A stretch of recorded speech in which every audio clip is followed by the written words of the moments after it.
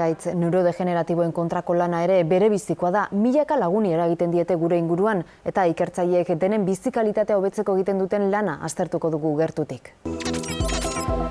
Garunaren funtzionamendua konplexua da eta beronen zirrikituak aztertzen dituzte Alzheimerra bezalako gaitzen kontra egiteko.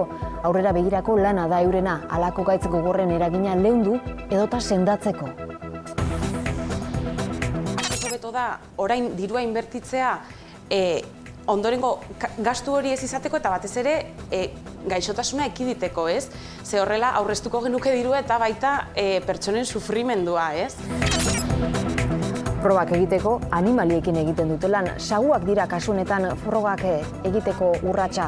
Euskadin 500 ikerlarik baino gehiagok jarduten dute neurozientzien alorrean. Analizatu behar ditut saguen zerebroen lagin batzuk. Orduan horretarako egiten duguna da histologia deitzen den teknika. Horretarako, zerebroak ateratzen ditugu animalietatik, makina batekin mozten ditugu, xerra finak ateratzeko, eta xerra horiek gero markadore batzuen bidez, guk ikusi nahi dugun proteina detektatzeko markatzen ditugu. Ze gaixotasuna? Alzheimerra ikertzen dugu. Oso gaitz larria delako, nik gainera gertutik bizi izan dut eta oraindik gaur egun ez dakigu ondo zergaitik sortzen den, orduan ez dago sendabiderik.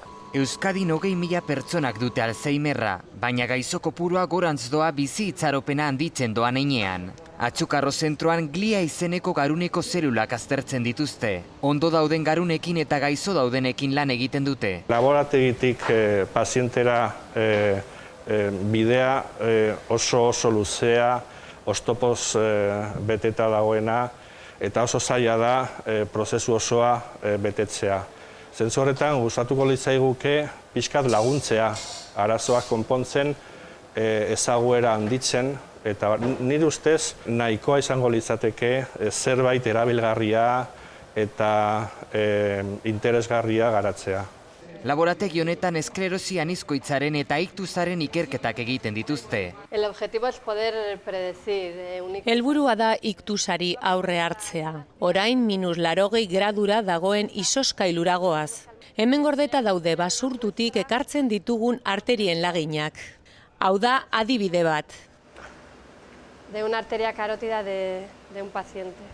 Apurka-apurka eta esperantza galdu gabe 60 ikertzaile lanean dabiltza egunero zentro honetan. Helburua da gaitz neurodegeneratiboei aurre egitea eta horretarako ezinbestekoak dira animaliekin egiten dituzten probak. Animalietara pasatzen gara eta ikusten dugu ea diana horiek blokeatuz, ea gaixotasuna hobetzen duen.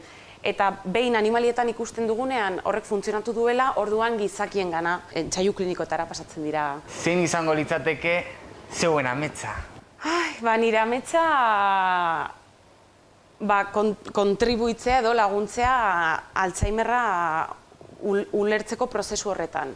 Ikertzaileek dioten moduan orain jakiteko unea da, etorkizunean gaixotasuna prebenitzeko edo sendatzeko.